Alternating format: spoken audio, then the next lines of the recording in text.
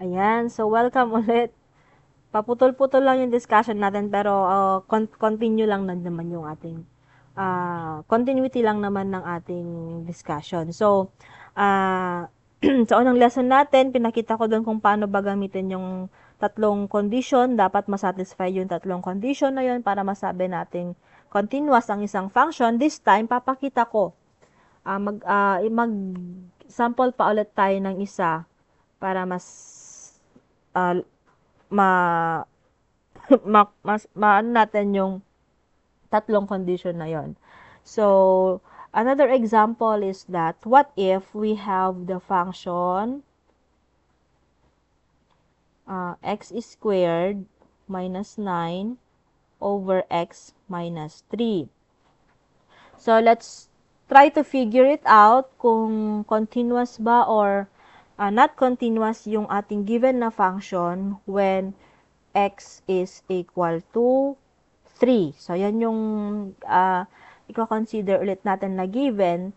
Then, try natin ulit tignan yung ating tatlong condition. Okay? So, unang condition ulit natin is that, di ba, sabi doon, f of x is defined. F of x should be defined. That is, exists at x is equal to a. Siyempre, meron naman tayong given. Meron tayong given which is yung ating function, then kung ano yung value ng x natin. Yun na yung given. So, gagawin natin, magda-direct substitution ulit tayo dito, right? So, kapag nag-direct substitution tayo, ang x natin will be 3. So, that is that is f of 3 kasi mag-substitute tayo. Again, palitan lang natin yung x ng 3 doon sa ating given na function. So, 3 squared minus 9 over 3 minus 3. Okay? Simplify natin. 3 squared is 9 minus 9 over 3 minus 0 is 0. Simplify natin yung ating numerator. 9 minus 9 will be 0 over 0.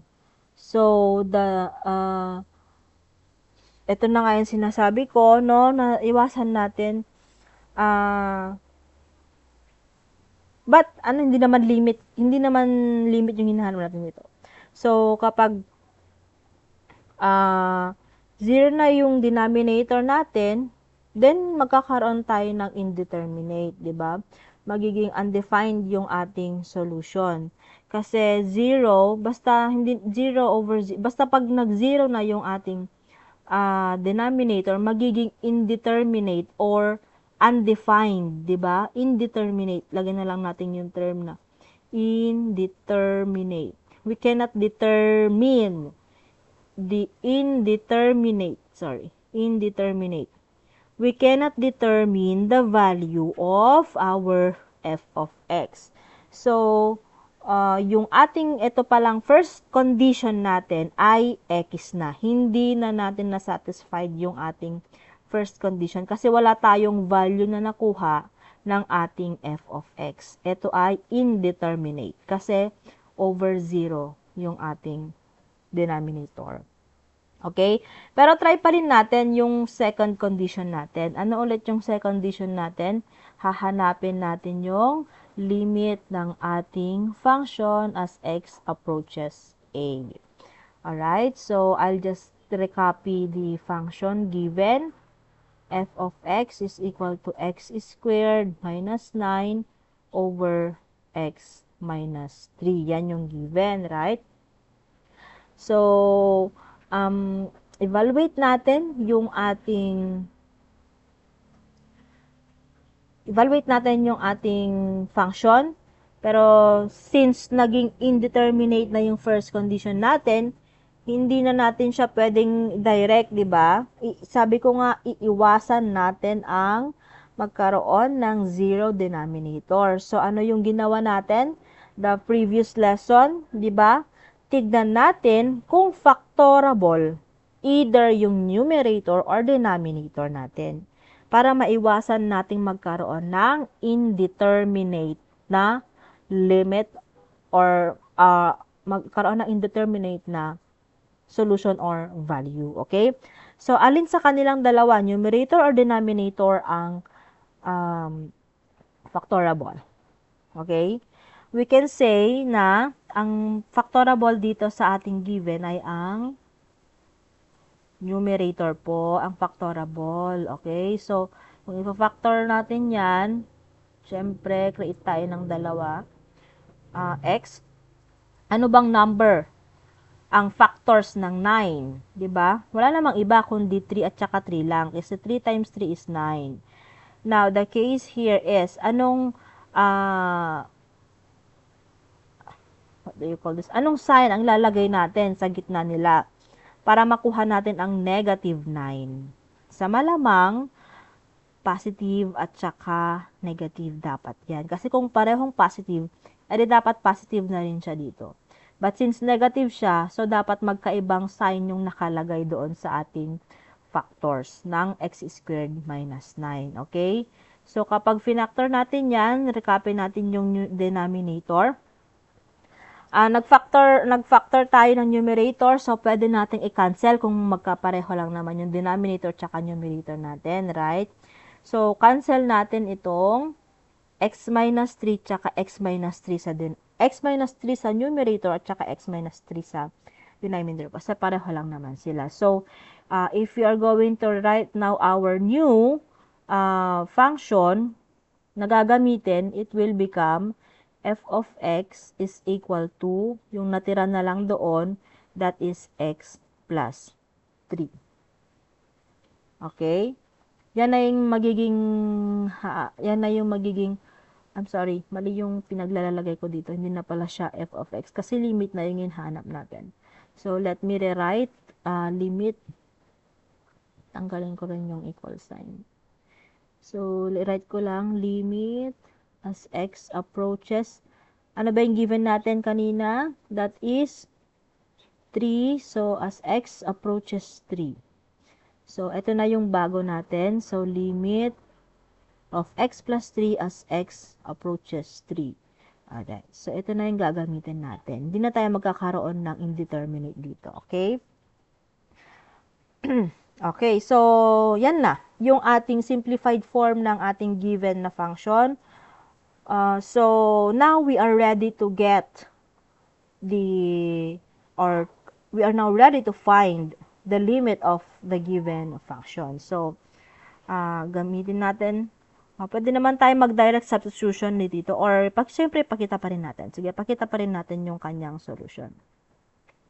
So, paghiwalayin natin, again, yung ginagawa natin, x minus 3 plus limit of 3 as x approaches 3.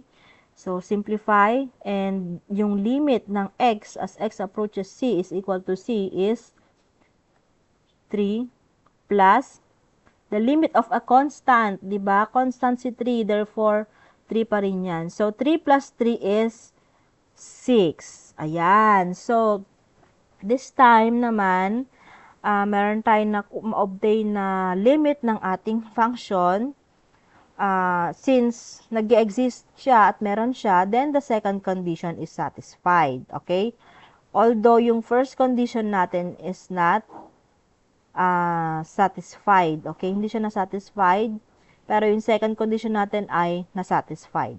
Now, let's try pa rin yung ating pangatlong condition. Ano ulit yung ating third condition? That the limit of the function as x approaches a is equal to f of c. Diba? Ano yung nakuha nating limit ng ating function? Balikan natin. Limit ng ating function, that is 6, is equal to yung ating first condition kanina, that is indeterminate. So, lagay lang natin indeterminate.